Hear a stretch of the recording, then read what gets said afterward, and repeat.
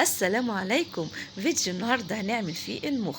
كل سنة وانتم طيبين، قرب علينا العيد، وكل سنة وانتم طيبين وينعاد عليكم بخير وييسر لكل المسلمين أجمعين.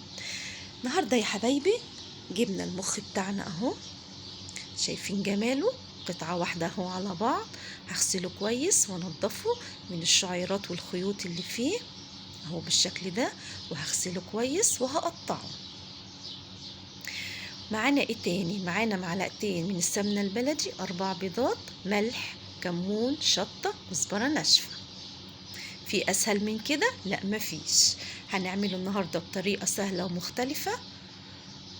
نزلت هنا بالسمنة البلدي في طاسة على النار اهو.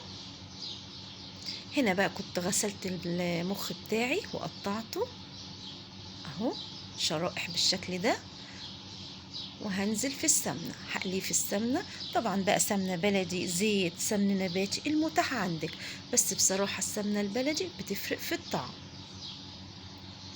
اهو. هقليه بكل سهولة في السمنة.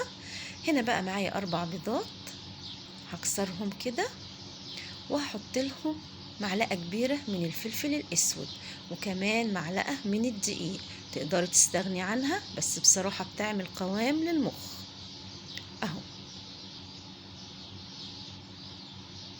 هنا بقى يا حبايبي كنت قليت خلاص المخ بتاعي اهو. بصراحة ما بياخدش وقت خالص على النار. هنزل بقى بالخليط بتاعي اللي هو البيض، ومعلقة من الدقيق، ومعلقة كبيرة من الفلفل الأسود. هقلب كل ده، طريقة سهلة وبسيطة وطعمها رائع، وتغيير شوية عن البانيه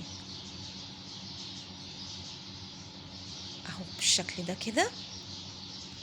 هنا بقى احط لها خلاص بقى التوابل بتاعتنا اللي هي عبارة عن ايه؟ ملح، شطة، كمون، كزبرة ناشفة